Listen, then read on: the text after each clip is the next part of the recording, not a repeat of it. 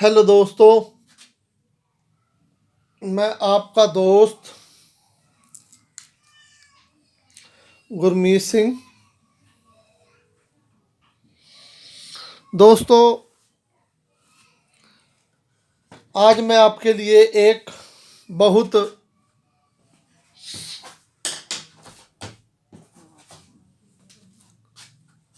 कामयाब नुस्खा लेकर हाजिर हूँ।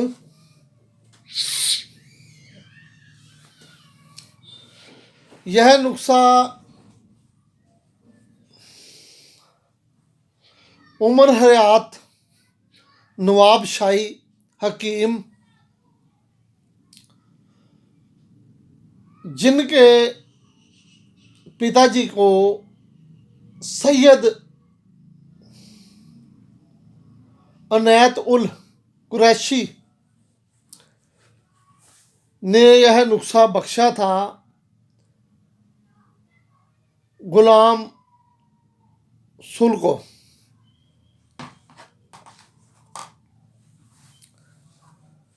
तो यह सन्यासी नुस्खा वो है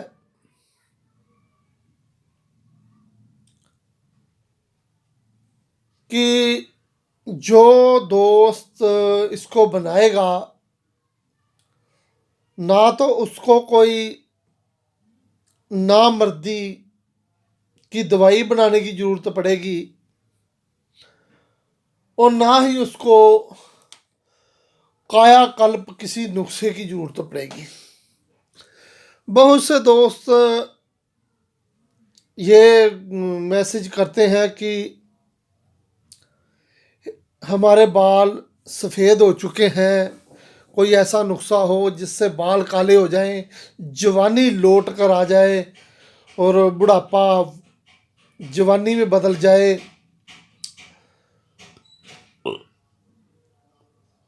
तो कुछ ऐसा होगा तभी लोग मांगते हैं। कायाकल्प के बहुत नुस्खे होते हैं, जैसे कई बार प्याजों में पुराने जो लोग थे प्याज में, अब जब प्याज बोते हैं तो उनके ऊपर से तो भूख होती है, यानी कि जो तना बाहर निकलता है उसको ऊपर से काट कर उसमें पारा डाल देते हैं शुद्ध। तो ऐसे जब प्याज पक जाते हैं फिर उनको कूट कर उनका मुरब्बा या वैसे उनको सब्जी तरकारी में खाते हैं, तो जिससे कायाकल्प हो जाती है। कुछ मेथरे बीजने होते हैं, ऐसे एक ज़मीन लेते हैं उसमें बिलावे कूट कर मिट्टी में मिलाकर, तो उसको बिलावों को ज़मीन में बिछाकर उसके ऊपर मिट्टी डालकर और उसके ऊपर मेथरे मेथी जो बीज देते हैं उसको खाने से कायाकल्प होती है। ऐसे हजारों नुस्खे हैं, लेकिन जो ये नुस्खे हैं ये सन्यासी हैं। तो जो दोस्त पहले जो बुजुर्ग थे, जो हकीम थे, तो जिनके मैंने नाम लिए, ये हमारे बुजुर्गों के बुजुर्ग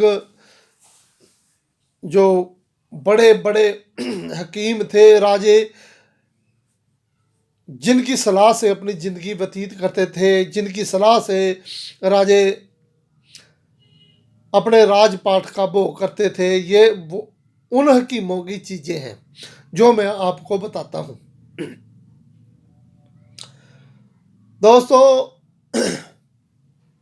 एक मुर्गों की नस्ल है जिसको अक्कड़नाथ नस्ल बोलते हैं। अक्कड़नाथ, यह नस्ल बिल्कुल ब्लैक काले रंग की होती है।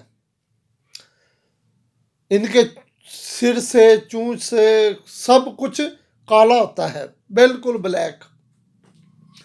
उस नस्ल को अक्कड़नाथ बोलते हैं।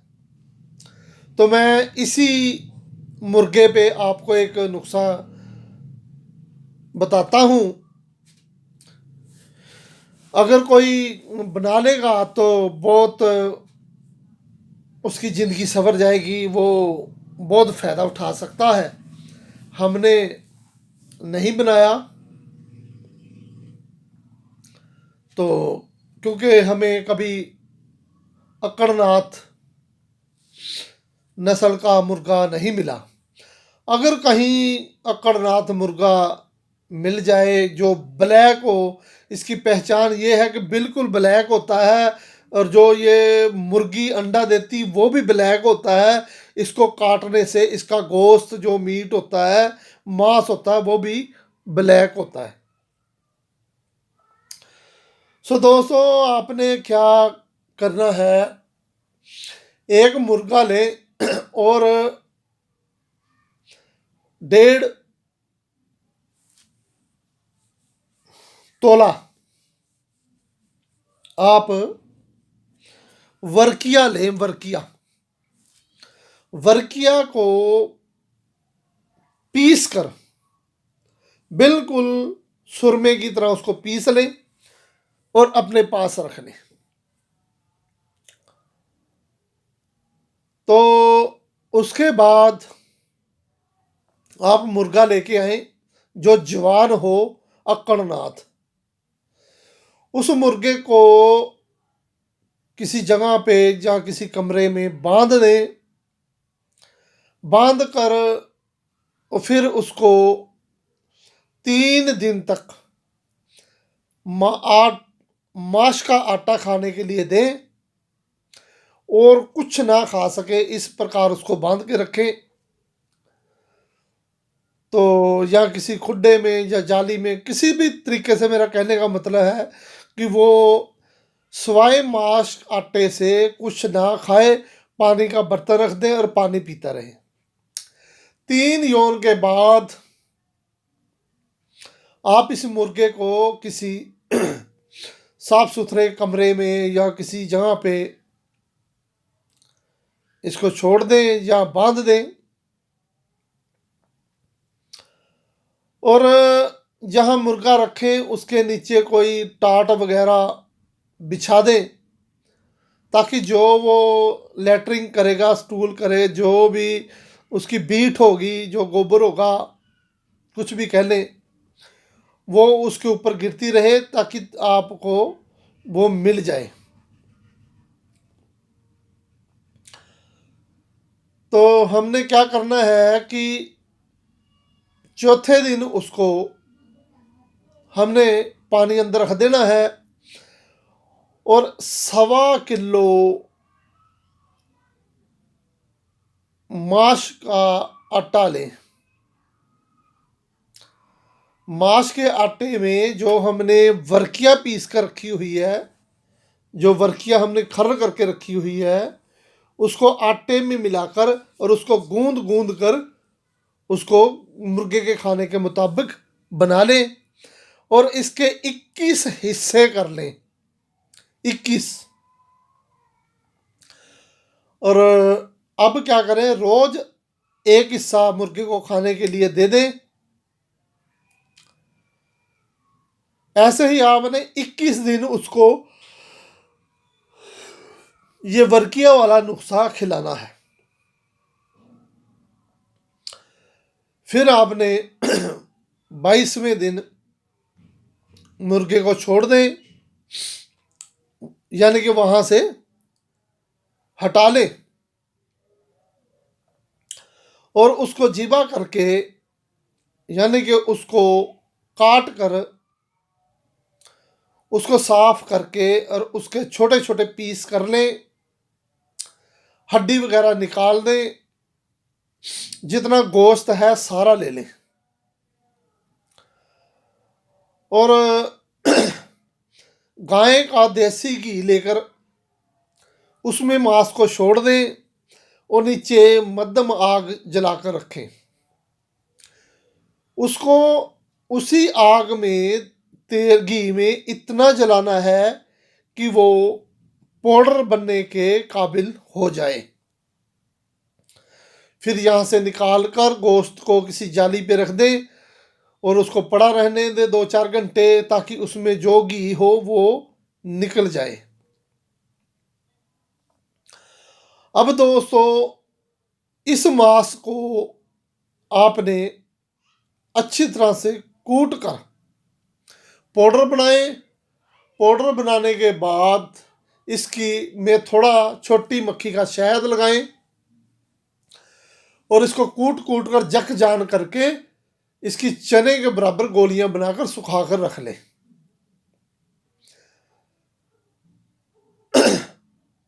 यह गोलियां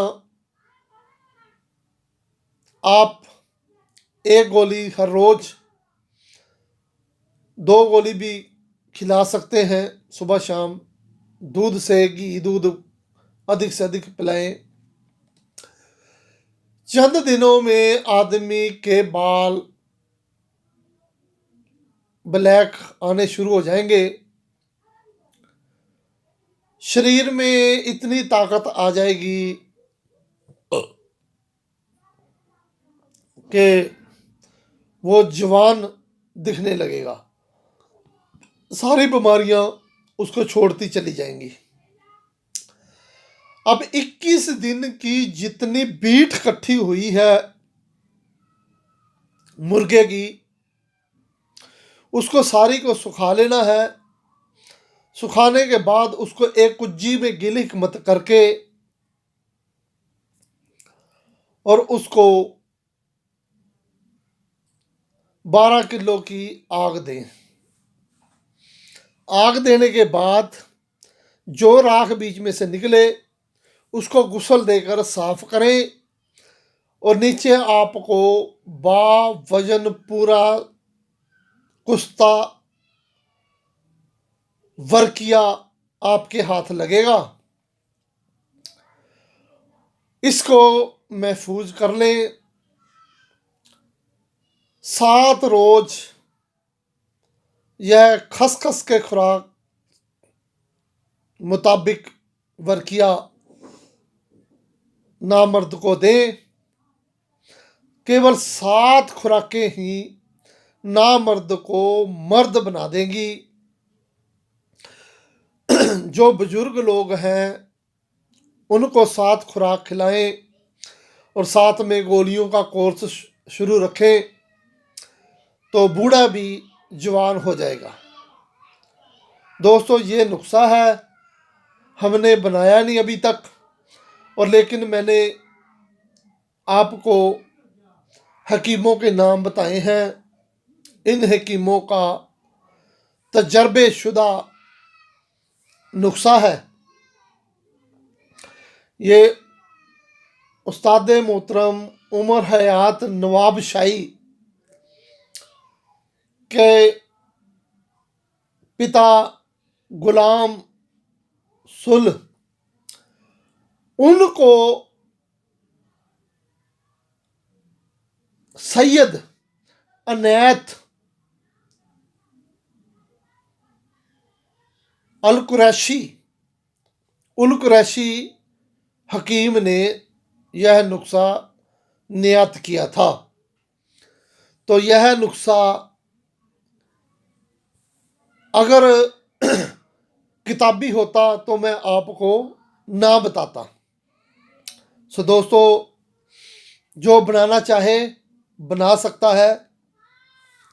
और सर्दियों का समय है, यह एक मरीज जिनको हस्त मैथुन के कारण आई हुई कमजोरी, वो बुजुर्ग हैं या वो जवान हैं, उनके लिए हमने एक दवाई बनाई थी। दोस्तों, यह मैंने पहले भी यूट्यूब पे बताया था, अब फिर मैं बता देता हूँ, क्योंकि यह है मुझे एक मरीज की दवाई अलमारी में से मिली है जो हमारी नज़र में नहीं आई। तो किसी को ज़रूरत होगी तो हम यह दे देंगे, तो ज़्यादा मरीजों के लिए नहीं है।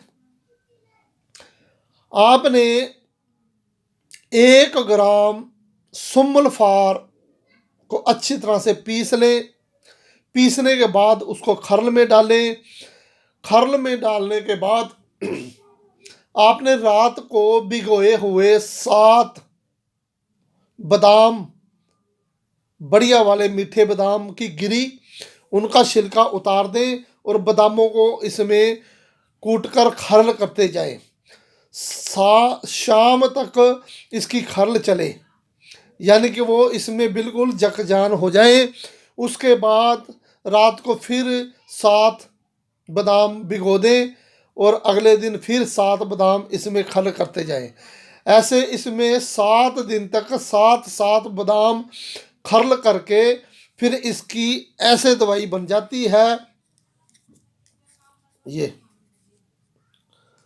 तो दोस्तों, इसकी आप ऐसे छोटी सी गोली बना ले चने के बराबर और इसको खाएं। जिनको इंतशार नहीं आता, जिनको कमजोरी है,